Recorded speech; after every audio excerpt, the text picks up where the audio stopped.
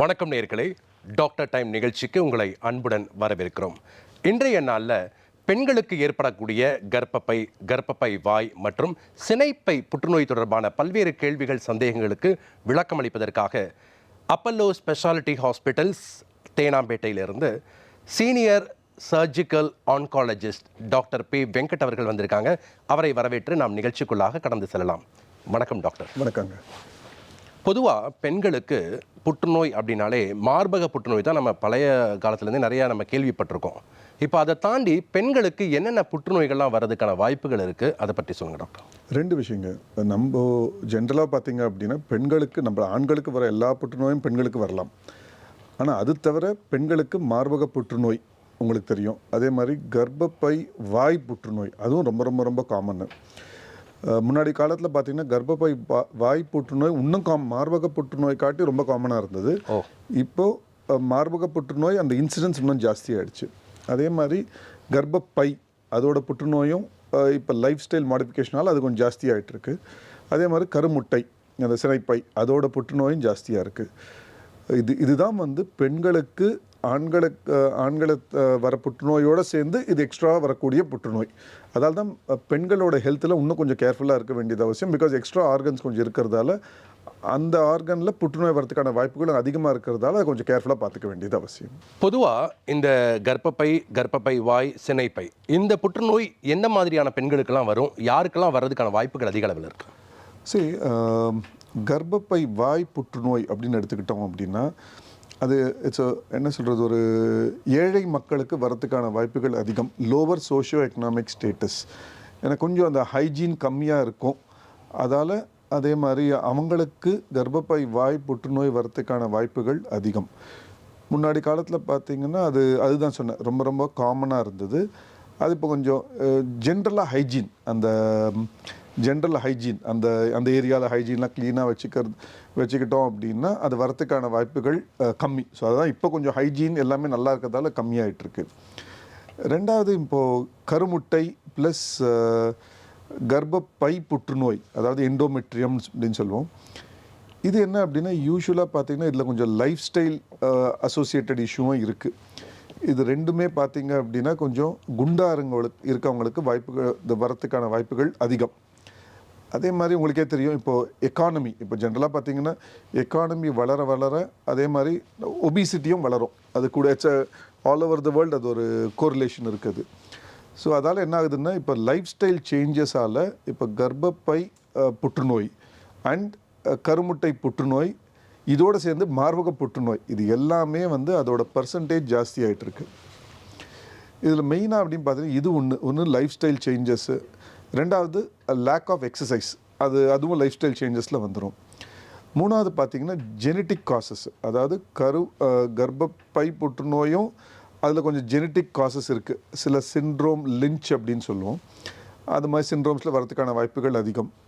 So ஜென்ரலாக பார்த்திங்கன்னா மார்பக புற்றுநோய், கர்ப்பப்பை புற்றுநோய், கருமுட்டை புற்றுநோய், பெருங்குடல் புற்றுநோய் இது எல்லாமே அண்ட் பிரெஸ்ட் இது எல்லாமே ஒரு ஃபேமிலி ஆஃப் டியூமர்ஸ் அப்படின்னு சொல்லுவோம். அதே மாதிரி ஸோ ஜெனட்டிக் காரணங்கள், ஒன்று லைஃப் ஸ்டைல் காரணங்கள், ஒன்று lack of exercise and obesity, ரெண்டாவது இந்த ஜெனட்டிக் காசஸ்ஸு இதுதான். அதே மாதிரி நாலாவது பார்த்திங்கன்னா ஹார்மோனல் சேஞ்சஸ்ஸு. சில சமயம் இப்போ ஜென்ரலாக நம்ம ப்ரெக்னென்ட் ஆகிறோம் அப்படின்னா அந்த ப்ரெக்னென்ட் ஆகிற பேஷண்ட்டுக்கும் ப்ரெக்னென்ட் ஆகாமல் இருக்கிற பேஷண்ட்டுக்கும், இப்போ 2-3 வாட்டி ப்ரெக்னென்ட் ஆகிற பேஷண்ட்டுக்கும் முன்கூட்டியே ஏர்லி மெனார்கி, லேட் மெனோபாஸ்ன்னு சொல்லுவோம். இது எல்லாத்துலேயும் நிறைய வேரியேஷன்ஸ் இருக்குது. ஏன்னா அந்த ஈஸ்ட்ரோஜன் அப்படின்ற ஒரு ஹார்மோன் கண்டினியூஸாக சுரந்துக்கிட்டே இருக்கும்போது அந்த பேஷண்ட்ஸுக்கு இந்த கர்ப்பப்பை புற்றுநோய், அதே மாதிரி மார்பக புற்றுநோய், ஒவேரியன் கேன்சர் இதெல்லாம் அதிகமாக வரத்துக்கான வாய்ப்புகள் இருக்குது. ஸோ இது மெயினாக ஹார்மோன்ஸ், அதே மாதிரி ஜெனட்டிக்கு, உணவு பழக்க வழக்கங்கள், அதே மாதிரி லேக் ஆஃப் எக்ஸசைஸ் இதுதான் மெயினாக இந்த புற்றுநோய்களுக்கு. ஸோ கர்ப்பப்பை வாய் புற்றுநோய்க்கு மெயினாக பார்த்திங்கன்னா அந்த லேக் ஆஃப் ஹைஜீன். கர்ப்பப்பை வாய் புற்றுநோய் அப்படின்னு பார்த்திங்கன்னா அது ஒரு வைரஸால் மெஜாரிட்டி, அதுதான் ஒன் ஆஃப் த கேன்சர்ஸ் வேறு வைரஸால் வருது.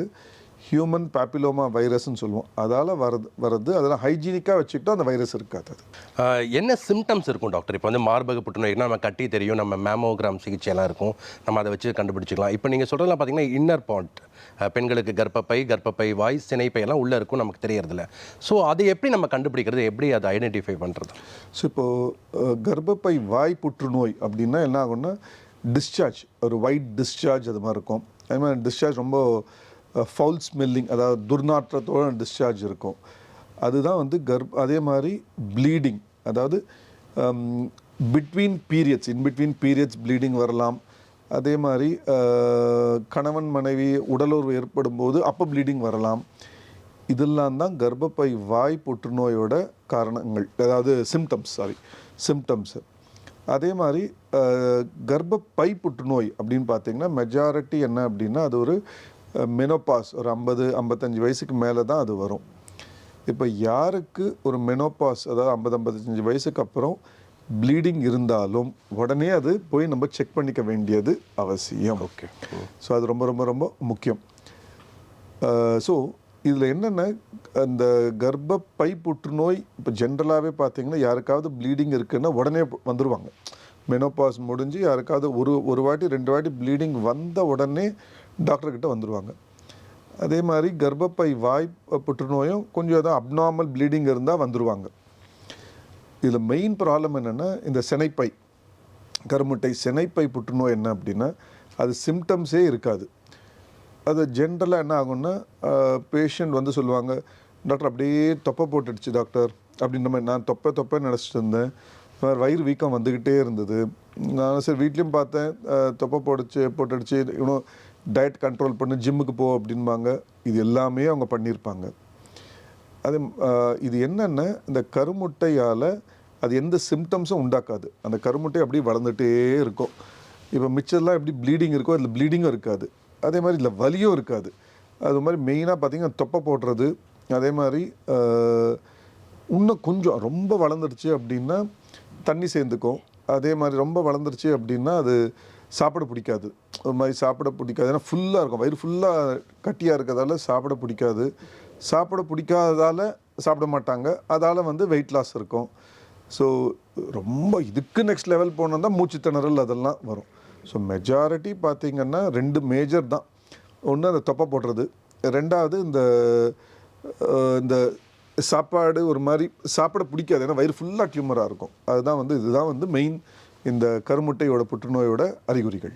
பொதுவாக இப்போ இதுக்கு என்ன சிகிச்சை முறைகள்லாம் இருக்குது டாக்டர்? இப்போ வந்து மேமோகிராம் வந்து நம்ம மார்பக புற்றுநோய்க்கு நம்ம பார்க்குறோம், இது எல்லாமே இன்னர் பார்ட்ஸு. ஒருவேளை கேன்சராக இருந்தால் நம்ம வந்து யூட்ரஸ் ரிமூவ் பண்ணிடலாமா, அந்த மாதிரி இருக்குமா? இல்லை, அது மாதிரி இல்லை. இப்போது சிகிச்சைக்கு முறைக்கு போகிறதுக்கு முன்னாடி இது இப்போது கர்ப்பப்பை வாய்க்கு வேறு மாதிரி டெஸ்ட்டு, கர்ப்பப்பைக்கு வேறு மாதிரி டெஸ்ட்டு, கருமுட்டைக்கு வேறு மாதிரி டெஸ்ட்டு. கர்ப்பப்பை வாய் அப்படின்னு பார்த்தீங்கன்னா சிம்பிள் டெஸ்ட்டு, அப்படியே பேப்ஸ்மியர்னு ஒரு டெஸ்ட் இருக்குது. அதே மாதிரி விஷுவல் இன்ஸ்பெக்ஷன் அப்படின்னு சொல்லுவோம். இது மாதிரி ஃபஸ்ட்டு என்ன பண்ணணும்னா பேஷண்ட் வந்ததுக்கப்புறம் பேப்ஸ்மியர் எடுக்கலாம். பேப்ஸ்மியர் எடுக்கிறதுக்கு முன்னாடி அந்த அதுக்கு ஒரு ஸ்பெஷல் லைட் இருக்குது, அதை அடித்து உள்ளே பார்க்கும்போது விஷுவல் இன்ஸ்பெக்ஷன் சொல்லுவோம். அதுலேயே தெரியும் அந்த புண்ணு, கர்ப்பப்பை வாயில் புண்ணு இருக்கிறது தெரியும். அப்புறம் பேப்ஸ்மியர் எடுக்கலாம். அப்புறம் 3வது பயாப்சி அப்படின்னு பண்ணலாம். இது 3மே சேர்ந்து அந்த கர்ப்பப்பை வாய் புற்றுநோயை கண்டுபிடிச்சிடும், ஈஸியாக கண்டுபிடிச்சி. ஏன்னா கர்ப்பப்பை வாய் ஆக்சுவலாக வெளியில் இருக்கும், அது வயிற்றுக்குள்ளே இருக்காது, வயிற்றுக்கு வெளியில் இருக்கிறதால அது ஈஸியாக கண்டுபிடிச்சிடலாம். அது ஃபஸ்ட்டு அந்த பயாப்சியில் கேன்சர் அப்படின்னு வந்துருச்சு அப்படின்னா அதுக்கப்புறம் நம்ம எம்ஆர்ஐ ஸ்கேன் இல்லாட்டி பெட் ஸ்கேன் அது மாதிரி டெஸ்ட் பண்ணிக்க வேண்டியது, ஏன்னா எந்த அளவுக்கு பரவி இருக்குன்னு பார்க்குறதுக்கு. இப்போ கர்ப்பப்பை புற்றுநோய் அப்படின்னு பார்த்தீங்கன்னா இந்த ப்ளீடிங் வரும். அதுக்கு போய் நம்ம பயாப்சியோ இல்லை பார்க்கும்போதே கண்டுபிடிக்க முடியாது. கரெக்ட். அதுக்கு மெயினாக என்னன்னு பார்த்தீங்க அப்படின்னா நம்ம மெயினாக வந்து அந்த கர்ப்பப்பை உள்ளே போய் ஒரு பயாப்சி பண்ணணும். அது பேர் வந்து ஹிஸ்ட்ரோஸ்கோப்பின்னு சொல்லுவோம். ஹிஸ்ட்ரோஸ்கோப்பி இல்லை ஃப்ராக்ஷனல் கியூரட்டாச் அப்படின்னு சொல்லுவோம். அது ஒரு வகையான ஒரு பயாப்சி. அதை வந்து ஆப்ரேஷன் தியேட்டரில் வச்சு கொஞ்சம் அந்த உள்ளே இருக்கிற லைனிங்லாம் கொஞ்சம் க்ளீன் பண்ணி எடுக்க வேண்டியது அவசியம். அதை பார்த்தும் பண்ணலாம், பார்க்காமையும் பண்ணலாம். அது மாதிரி எடுக்கும்போது அந்த டிஎன்சி ப்ரொசீஜர், டிஎன்சி ஃப்ராக்ஷனல் கியூரட்டாச் அப்படின்னு சொல்லுவோம். அது மாதிரி பண்ணும்போது அது நம்மளுக்கு கரெக்டாக அந்த பயாப்சி வந்துடும். அந்த பயாப்சி வந்ததுக்கப்புறம் நம்ம மெயினாக அப்படின்னு பார்த்தீங்க அப்படின்னா திரும்ப பெட் ஸ்கேன் இல்லை எம்ஆர்ஐ ஸ்கேன் அது மாதிரி பண்ணுற மாதிரி இருக்கும். இந்த கருமுட்டை புற்றுநோய் இல்லை சினைப்பை புற்றுநோய் என்னென்னா அதுக்கு என்னென்னா மெயினாக ஃபஸ்ட்டு பேசிக்காக எல்லா பேஷண்ட்டும் அல்ட்ராசவுண்ட் பண்ணுவாங்க. அல்ட்ராசவுண்ட் பண்ணிவிட்டு அதுக்குன்னு ஒரு special blood test tumour marker டெஸ்ட்டுன்னு இருக்குது. அது மெயினாக அப்படின்னா CA-125ன்னு ஒரு டெஸ்ட்டு, அதே மாதிரி CA-99 ஒரு பிளட் டெஸ்ட்டு தான். அது எலிவேட்டடாக இருக்கிற பட்சத்தில் கர்ப்பப்பை இது கருமுட்டை புற்றுநோய் இருக்கிறதுக்கான வாய்ப்புகள் ரொம்ப ரொம்ப ரொம்ப அதிகம் அப்படின்னு சொல்லுவாங்க. அது பண்ணதுக்கப்புறம் திரும்ப வேற எங்கன்னா பரவி இருக்கா இல்லையான்னு பார்க்கறதுக்கு ஒரு பெட் ஸ்கேன். ஸோ ஒரு கர்ப்பப்பை வாய், கர்ப்பப்பை, கருமுட்டை எல்லாருக்குமே இந்த டெஸ்ட்டுகளில் கொஞ்சம் இந்த அப்ரோச் கொஞ்சம் மாறுதல் இருக்கும். எது ஃபஸ்ட்டு எது செகண்ட் பண்ணுறது, எதுக்கு பயாப்சி பண்ணுறது, எதுக்கு பயாப்சி பண்ணக்கூடாதுன்றத கொஞ்சம் மாறுதல் இருக்கும். ஸோ இதை வச்சு தான் நம்ம கண்டுபிடிக்க வேண்டியது அவசியம். ஹார்மோனல் இன்பேலன்ஸ் அதெல்லாம் இருக்குது அப்படின்னு சொன்னீங்க. இந்த மாதிரியான சிம்டம்ஸ்லாம் இருக்கும். நீங்கள் இப்போ ஓவரியன் சிஸ்டெல்லாம் சில பேருக்கு இருக்கும். அவங்க எல்லாமே கண்டிப்பாக இந்த மாதிரியான பரிசோதனைகள் செய்ய வேண்டிய அவசியமா, இல்லை யாரெல்லாம் இந்த பரிசோதனைகள் செய்ய வேண்டும்? இப்போ அதுக்குன்னு பார்த்தா ஸ்க்ரீனிங், இப்போ நீங்கள் கேட்குறது இப்போ ஜென்ரலாக எல்லாருமே இந்த டெஸ்ட்டை பண்ணிக்க வேண்டிய அவசியம் இல்லை.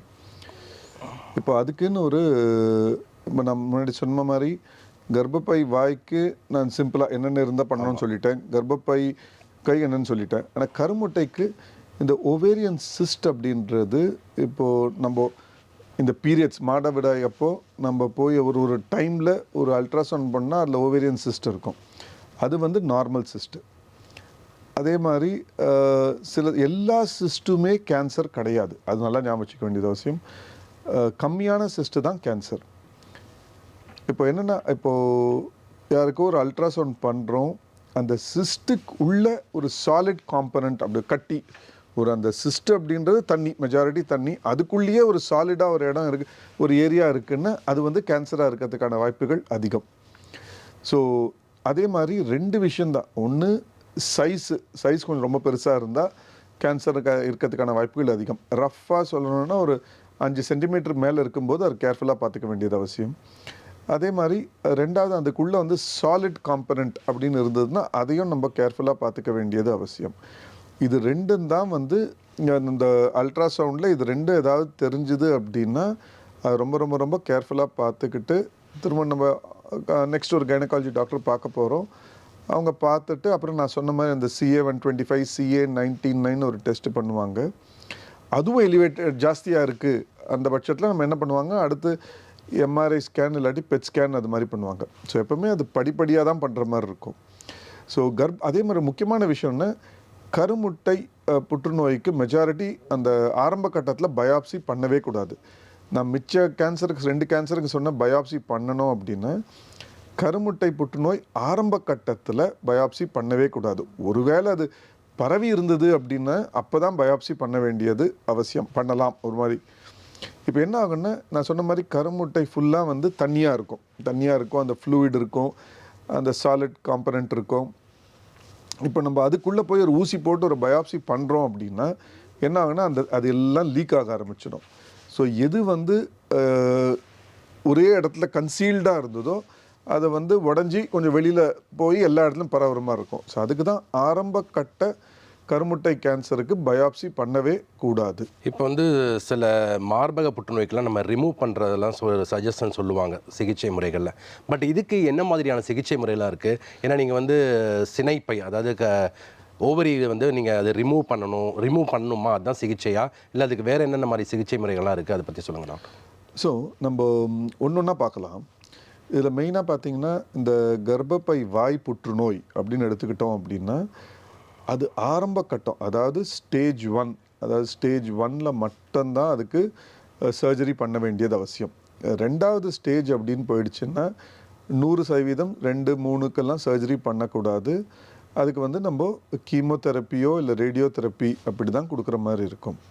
ஸோ ஆரம்ப கட்டம், ரொம்ப ஆரம்ப கட்டத்தில் தான் கர்ப்பப்பை வாய் புற்றுநோய்க்கு நம்ம ஆப்ரேஷன் பண்ணுற மாதிரி இருக்கும். மிச்சம் எல்லாத்துக்குமே கீமோதெரப்பி, ரேடியோ தெரப்பி. இந்த கர்ப்பப்பை புற்றுநோய் அப்படின்னு எடுத்துக்கிட்டிங்கன்னா அப்படின்னா உலகம் பூரா அந்த கர்ப்பப்பை இப்போ 100 பேஷண்ட் பார்க்குறோம். உலகத்தில் எந்த டாக்டர் 100 பேஷண்ட் பார்க்குறாங்கன்னா அதில் 85-90% பேஷண்ட் ஆரம்ப கட்டத்தில் தான் இருப்பாங்க. அதாவது ஆரம்ப கட்டம் ஸ்டேஜ் 1 கேன்சரில் தான் இருப்பாங்க. இப்போ கர்ப்பப்பை புற்றுநோய் அப்படின்னு பார்த்தீங்கன்னா மெஜாரிட்டி பேஷண்ட், ஆல்மோஸ்ட் மெஜாரிட்டி பேஷண்ட்டுக்கு அறுவை சிகிச்சை பண்ணுற மாதிரி தான் இருக்கும். இப்போது முக்கியமான விஷயம் என்ன, கர்ப்பப்பை புற்றுநோய் இருக்கிறவங்களுக்கு ரொம்ப குண்டாக இருப்பாங்க, பருமன் ஜாஸ்தியாக இருக்கும், ரொம்ப குண்டாக இருப்பாங்க. ஏன்னா அந்த குண்டாக இருக்கிறதால தான் அந்த ஈஸ்ட்ரஜன் ஹார்மோனும் ஜாஸ்தியாக இருக்கும். இப்போ அவங்களுக்கு நம்ம முன்னாடி காலத்துலாம் வந்து சர்ஜரி, இப்போ ஆப்ரேஷன் ஓப்பன் பண்ணி ஆப்ரேஷன் பண்ணும்போது குண்டாக இருக்கிற பேஷண்ட்டுக்கு இந்த காம்ப்ளிகேஷன்ஸ் பிரச்சனைகள் நிறைய இருக்கும். அதே மாதிரி ரெக்கவரியும் வந்து ரொம்ப ஸ்லோவாக தான் இருக்கும். அவங்களுக்கு அந்த புண்ணு ஆறதுல பிரச்சனை இருக்கும், எந்திரிச்சு நடக்கிறதுல பிரச்சனை இருக்கும், ஒரு படுத்த படிக்க ஹாஸ்பிட்டலே ஒரு 4 நாள் 5 நாள் இருப்பாங்க. அதுக்கப்புறம் வீட்டுக்கு போய் ஒரு மாதம் ரெஸ்ட் எடுத்து அவங்க தேறி வரத்துக்கே ஒரு 2 மாதம் ஆகிடும். ஏன்னா மெஜாரிட்டி இந்த குண்டாக இருப்பாங்க பேஷண்ட். அந்த எல்லாம் குண்டாக இருக்கவங்களுக்கு எல்லாமே இந்த ஓப்பன் சர்ஜரின்னு பண்ணால் எல்லாமே கொஞ்சம் ரொம்ப ரொம்ப டிலே ஆகும், பல பிரச்சனைகள் வரும். இப்போல்லாம் பார்த்தீங்கன்னா இங்கே கர்ப்பப்பை புற்றுநோய் அப்படின்னு பார்த்தீங்கன்னா நம்ம மெஜாரிட்டி, அதாவது கோல்ட் ஸ்டாண்டர்ட் அப்படின்னு சொல்லுவோம். உலகம் பூரா கர்ப்பப்பை புற்றுநோய் இருக்கவங்களுக்கு அந்த ரொபாட்டிக் சர்ஜரி தான் the right and correct and best way of approach. அதுதான் வந்து கரெக்ட் அவங்களுக்கு. ஸோ நான் எப்பயுமே சொல்லுவேன், டெக்னாலஜி இம்ப்ரூவ் ஆக ஆக அதை கரெக்டாக நம்ம கரெக்ட் பேஷண்ட்டு கரெக்ட் இண்டிகேஷனுக்கு யூஸ் பண்ணுறோம் அப்படின்னா அந்த பேஷண்ட்டோட அவுட்கம்மே நல்லாயிருக்கும், ரொம்ப நல்லாயிருக்கும். ஸோ இப்போதைக்கு கர்ப்பப்பை புற்றுநோய்க்கு பார்த்திங்கன்னா ரொபாட்டிக் சர்ஜரி தான் கோல்ட் ஸ்டாண்டர்ட் உலகம் பூராவே. ஸோ அதில் என்ன அப்படின்னா முன்னாடி காலத்தில் வந்து கர்ப்பப்பை பக்கத்தில் இருக்கிற நெறிக்கட்டி எல்லாமே எடுக்கிற மாதிரி இருக்கும். இப்போ அது மாதிரி இல்லை. நான் சொன்ன மாதிரி அந்த பேஷண்ட் வந்து 5 நாள் ஆகும், 6 நாள் ஹாஸ்பிட்டலில் இருப்பாங்க, 1 மாதம் 2 மாதம் தெரிய வரத்துக்கு 2 மாதம் ஆகும். இப்போல்லாம் என்னென்னா ரொம்ப ஹைலி செலக்டிவாக அந்த நெறிக்கட்டி, எந்த நெறிக்கட்டியில் சஸ்பீஷியஸாக இருக்கோ அந்த நெறிக்கட்டி மட்டும் எடுத்தால் போதும். ரொம்ப குண்டாக இருக்கிற பேஷண்ட்டுக்கும் சின்ன ஹோல்ஸ் போட்டு ரொபாட்டிக் சர்ஜரி பண்ணும்போது அந்த பேஷண்ட்டோட அவுட்கம் அப்படின்னு சொல்லுவோம். அதாவது யோசிச்சு பாருங்கள், கர்ப்பப்பைக்கு நம்ம கேன்சருக்கு நம்ம ஆப்ரேஷன் பண்ணுறோம். அந்த பேஷண்ட் இப்போ காலில் பண்ணுறோன்னா சாயங்காலம் மேஜர் சர்ஜரி பண்ணி சாயங்காலம் டிஸ்சார்ஜ் ஆகிற மாதிரி தான் இருக்கும். இப்போ ஏதோ ஒரு இன்சூரன்ஸ் அப்படின்னா ஒரு நாள் தங்கிட்டு போகிற மாதிரி இருக்கும். அதர்வைஸ் எல்லா பேஷண்ட்டுமே அன்றைக்கி சாயங்காலமே டிஸ்சார்ஜ் ஆகிற மாதிரி தான் இருக்கும். அன்றைக்கி ஆப்ரேஷன் பண்ணி ஒரு 2 மணி நேரம் கழித்து அவங்க பாட்டு நார்மலாக சாப்பிடலாம், நடக்கலாம், பாத்ரூம் போகலாம், அவங்க வேலையை அவங்க நார்மலாக பார்த்துக்கலாம். இப்போ அடுத்த நாள்லேருந்து இப்போது வீட்டில் என்னென்ன வேலை பண்ணுறாங்களோ பண்ணிக்கலாம், ஆஃபீஸ் போகிறதுனா போடலாம். ஸோ அந்த டெக்னாலஜி இது எல்லாமே ஒரு கடந்த 10 வருஷத்தில் பல மாறுதல். இப்போது இது வந்து டெஃபினட்டாக வந்து ரொம்ப ரொம்ப ரொம்ப இம்பார்ட்டண்ட். ஏன் அப்படின்னா கர்ப்பப்பை புற்றுநோய் இருக்கிற பேஷண்ட் எல்லாருமே குண்டாக இருப்பாங்க, அது ரொம்ப முக்கியம். ரொம்ப கம்மியான பேஷண்ட் தான் ஒல்லியாக இருப்பாங்க. அவங்களுக்கு கரெக்டாக இந்த ட்ரீட்மெண்ட் பண்ணோம் அப்படின்னா அவங்களோட அவுட்கம்மே ரொம்ப நல்லாயிருக்கும், குவாலிட்டி ஆஃப் லைஃப் நல்லாயிருக்கும். அதே மாதிரி தேவைன்னா இப்போ ஒரு சில பேஷண்ட்டுக்கு ரேடியேஷன் அது மாதிரி தேவைப்படலாம். அந்த பேஷண்ட் ட்ரீட்மெண்ட்டை உடனுக்குடன் ஸ்டார்ட் பண்ணுற மாதிரி இருக்கும். 3வது பார்த்திங்கன்னா கருமுட்டை புற்றுநோய். இப்போ அதுக்குமே என்ன அப்படின்னா, இப்போ கருமுட்டை புற்றுநோய் அப்படின்னா இப்போ கண்டுபிடிக்கிறதுக்கு நான் சொன்னேன், அதை வந்து கருமுட்டை புற்றுநோய் ட்ரீட்மெண்ட்டை 2ஆக பிரிப்போம் யூஸ்வலாக. ஆரம்ப கட்டம் புற்றுநோய், ஆரம்ப கட்டம் ஸ்டேஜ் 1 ஸ்டேஜ் 2 அது மாதிரி இருக்கும்போது எடுத்தோடனே நம்ம சர்ஜரி தான் பண்ணுற மாதிரி இருக்கும். அதே மாதிரி சர்ஜரி பண்ணி முடிச்சுட்டு அது வந்து மெஜாரிட்டி ஓப்பன் சர்ஜரியாக தான் இருக்கும். ஏன்னா அந்த ஓவரி கட்டி ரொம்ப பெருசாக இருக்கும். அந்த ஆப்ரேஷன் பண்ணி அந்த கட்டியை உடையாமல் கொள்ளாமல் எடுக்க வேண்டியது அவசியம். துளி கூட சிந்தக்கூடாது. அதுக்கு தான் நான் சொன்னேன் பயாப்சி கூட அவங்களுக்கு பண்ணக்கூடாது அப்படின்னு. அந்த கட்டியை ஃபுல்லாக எடுத்து உடையாமல் அறுவை சிகிச்சை பண்ணி உடையாமல் எடுத்து ஆப்ரேஷன் தேட்டர்லேருந்து டெஸ்டிங்க்கு அனுப்புவோம். அந்த ரிப்போர்ட் ஒரு 1/2 மணி நேரத்துலேயே வந்துடும். அதில் கேன்சர் இருக்கா இல்லையா, அதான் பயாப்சி. அது ஃபாஸ்ட்டாக வரக்கூடிய பயாப்சி பேர் தான் ஃப்ரோசன் செக்ஷன். ஒருவேளை அதில் கேன்சர் இருக்குது அப்படின்னு வந்துச்சுன்னா நெக்ஸ்ட்டு நம்ம கர்ப்பப்பை பக்கத்தில் இருக்கிற நெறிக்கட்டிகள், மேலில் இருக்க நெறிக்கட்டிகள், அதே மாதிரி கொழுப்பு இருக்கும், ஒமெண்டம்னு இருக்கும், அதெல்லாம் கம்ப்ளீட்டாக எடுக்க வேண்டியது அவசியம். இதை எடுத்து முடிச்சுட்டு அந்த ஃபைனல் ரிப்போர்ட் வரத்துக்கு 1 வாரம் ஆகும். அந்த ரிப்போர்ட் வந்ததுக்கப்புறம் கீமோதெரப்பி ஏதாவது தேவையா தேவையில்லையா அப்படின்ற மாதிரி முடிவு பண்ணுற மாதிரி இருக்கும். இதுவே வந்து கர்ப்பப்பை சினைப்பை புற்றுநோய் வந்து 3வது ஸ்டேஜ் மாதிரி தண்ணியோட, வயிற்று ஃபுல்லாக தண்ணியோட வராங்க, ஆல்ரெடி அந்த தண்ணியெல்லாம் பரவிடுச்சு அப்படின்னா அவங்களுக்கு என்ன பண்ணணும் அப்படின்னா நம்ம ஒரு லேப்ரோஸ்கோப்பி பண்ணி அந்த கொஞ்சம் தண்ணியை எடுத்துட்டு உள்ளே இருக்கிற அந்த லைனிங், வயிற்றுக்குள்ளே ஒரு லைனிங் இருக்குது, அது பேர் பெரிட்டோனியம்னு சொல்லுவோம். அங்கே தான் வந்து ஒரு பயாப்சி பண்ண வேண்டியது அவசியம். பயாப்சி பண்ணிவிட்டு எந்த அளவுக்கு வயிற்றுக்குள்ள டிசீஸ் பரவி இருக்குன்னு நம்ம டைரெக்டாக கேமராவில் வச்சு அசஸ் பண்ணிக்க வேண்டியது அவசியம். அசஸ் பண்ணிவிட்டு அது வந்து ஒரு சார்ட் மாதிரி நோட் பண்ணி வச்சுப்போம். பிசிஐ சார்ட் அப்படின்னு சொல்லுவோம். அதை நோட் பண்ணி வச்சுட்டு அதுக்கப்புறம் நம்ம நெக்ஸ்ட் என்ன பண்ணோம்னா அந்த பயாப்சி வந்ததுக்கப்புறம் நம்ம கீமோதெரப்பி ஆரம்பிக்க வேண்டியது அவசியம். இப்போ அந்த கீமோதெரப்பி அப்படின்றது ஒரு மூணு இன்ஜெக்ஷன், 3 சைக்கிள், ஒரு சைக்கிளுக்கும் ரெண்டாவது சைக்கிளுக்கும் 3 வாரம் கேப் இருக்கும். அது மாதிரி 3 வாட்டி கொடுத்துட்டு அதுக்கப்புறம் நம்ம மேஜர் சர்ஜரி, ரொம்ப ரொம்ப மேஜர் சர்ஜரி, அது பேர் வந்து சைட்டோ ரிடக்டிவ் சர்ஜரி, எங்கெல்லாம் கேன்சர் இருக்கோ எல்லாமே கம்ப்ளீட்டாக எடுக்க வேண்டியது அவசியம். எடுத்துட்டு அதே மாதிரி வயிற்றுக்குள்ளேயே அந்த ஆப்ரேஷன் பண்ணும்போதே வயிற்றுக்குள்ளேயே கீமோதெரப்பி, அது பேர் ஹைபெக் அப்படின்னு சொல்லுவோம். வயிற்றுக்குள்ளேயே கீமோதெரப்பி ஹீட் பண்ணி கொடுக்குற மாதிரி இருக்கும். ஸோ இந்த 3வது கட்டத்தில் இருக்கும்போது அந்த ஆப்ரேஷன் ரொம்ப ரொம்ப ரொம்ப மேஜராக இருக்கும். அதே மாதிரி அந்த ஆப்ரேஷன்லாம் குறைஞ்சபட்சம் 10 மணி நேரம் அது மாதிரி ஆகும். அந்த ஆப்ரேஷன் முடித்து வயிற்றுக்குள்ளேயே ஹீட்டட் அந்த கீமோதெரப்பியை சூடு பண்ணி உள்ளே கொடுக்குற மாதிரி இருக்கும். அதை முடிச்சுட்டு பேஷண்ட் ரெக்கவர் ஆனதுக்கப்புறம் திரும்ப இன்னும் 3 சைக்கிள் கீமோதெரப்பி கொடுக்குற மாதிரி இருக்கும். ஸோ இதுதான் வந்து கருமுட்டையோட 3வது ஸ்டேஜ் அது மாதிரி இருக்கும்போது பண்ணுறது. இப்போது இது மாதிரி இந்த 3வது ஸ்டேஜ் இருக்கிற பேஷண்ட்டும் இப்போ என்னென்னா முன்னாடி காலத்தில் இவங்களும் வந்து ரொம்ப லாங் டியூரேஷன் நிறைய நாள் இருக்கும் அது மாதிரி இருப்பாங்க. இப்போ அந்த பேஷண்ட் எல்லாமே ஆரம்ப கட்டத்திலேயே நம்ம இப்போது கீமோதெரப்பி கொடுத்து கம்மி பண்ணிவிட்டு இவங்களுக்கு எல்லாமே நம்ம ரொபாட்டிக் சர்ஜரி பண்ணி அந்த குணப்படுத்துகிற மாதிரி இருக்கும். ஸோ இதுதான் வந்து கருமுட்டை கேன்சருக்கு பண்ண ட்ரீட்மெண்ட்டு. மெயினாக பார்த்தீங்கன்னா இப்போது முக்கியமான விஷயம், இப்போது கரெக்ட் ட்ரீட்மெண்ட்டு அதை வந்து எப்படி வந்து கரெக்டாக இம்ப்ளிமெண்ட் பண்ணி இந்த ரொபாட்டிக் சர்ஜரி மாதிரி பண்ணி எப்படி அவங்க நல்ல குவாலிட்டி ஆஃப் லைஃப் கொடுக்கறது தான் நம்ம ரொம்ப முக்கியமான விஷயம். ஓகே டாக்டர், ஹெச்பிவி வேக்சின் வந்து இப்போ சென்ட்ரல் கவர்மெண்ட்டே இப்போ ஃப்ரீயாக கொடுக்கறதுக்காக அனௌன்ஸ் பண்ணிகிட்டு இருக்காங்க. ஸோ இது யாரெல்லாம் யூஸ் பண்ணிக்கலாம்? இப்போது திருமணமானவங்க பெண்களும் இது போட்டுக்கலாமா? சரி, இது வந்து என்னென்னா முக்கியமான விஷயம் அப்படின்னு பார்த்தீங்கன்னா, நான் சொன்ன மாதிரி கர்ப்பப்பை வாய் புற்றுநோய் இந்த ஹெச்பிவி வைரஸால் தான் வருது. இது வந்து கரெக்ட் அப்படின்னு இது வந்து எப்படி நம்ம பீடியாட்ரிக்ஸ் குழந்தைங்களுக்கு எப்படி ஒரு வேக்சின் போடுறோமோ அதே மாதிரி எல்லா பெண் குழந்தைகளுக்கும் இது ஒரு 11 வயசுலேருந்து 18 அதுதான் வந்து ரைட் ஏஜ். இல்லாட்டி த ஃபஸ்ட்டு செக்ஷுவல் இன்டர்கோர்ஸ் அதுக்கு முன்னாடி போடுறது தான் வந்து கரெக்டு. ஒரு 3 டோஸ் போடுற மாதிரி இருக்கும். ஒரு first day, first month, 6th month அது மாதிரி போடுற மாதிரி இருக்கும். இது வந்து இதுவாக கரெக்ட் இண்டிகேஷன். அதே மாதிரி மிச்சப்படி எல்லாம் இப்போது யங்கர் லேடிஸ், ஒரு 20 வயசு, 25 வயசு, 30 வயசு போடுறது தப்பே கிடையாது. அவங்களும் 100% போட்டுக்கலாம். ஸோ இது வந்து டெஃபினட்டாக வந்து ஏன்னா இதில் முக்கியமான விஷயம் என்னென்னா இந்த ஒரு கேன்சர் தான் இந்த வைரஸால் வரக்கூடிய கேன்சர். ஸோ இதில் வந்து இந்த வேக்சின் போட்டுக்கிட்டிங்கன்னா அதை கம்ப்ளீட்டாக வந்து அதை தடுக்கலாம். வேக்சின் போட்டுக்கிட்டு நல்லா ஹைஜீன் வச்சுக்கிட்டோம் அப்படின்னா கம்ப்ளீட்டாக தடுக்கலாம். ஸோ இது வந்து ஒரு டெஃபினட்டாக இப்போ வெளிநாட்டிலாம் இது எவ்வளவோ வருஷமாக பண்ணிகிட்டு இருக்காங்க, இந்த வேக்சின் கொடுக்குறாங்க. நம்ம ஊரில் ரொம்ப ரொம்ப ரொம்ப சந்தோஷம். இப்போ தான் வந்து அது பிக்கப் ஆகிட்டு கடந்த 5 வருஷம் 6 வருஷம் பிக்கப் ஆகிட்டு இப்போல்லாம் வந்து எப்படின்னா அந்த பெற்றோர்களே வந்து கேட்குறாங்க இது மாதிரி எங்கள் பெண்களுக்கு போடணும் அப்படின்னு. அதே மாதிரி இது ஒரு 60 வயசு 50 வயசு 60 வயசுக்கு மேலாம் போட வேண்டிய அவசியம் இல்லை. இந்த யங்கர் ஏஜ் குரூப்பில் போடுறது தான் வந்து இதுக்கு அட்வான்டேஜ்.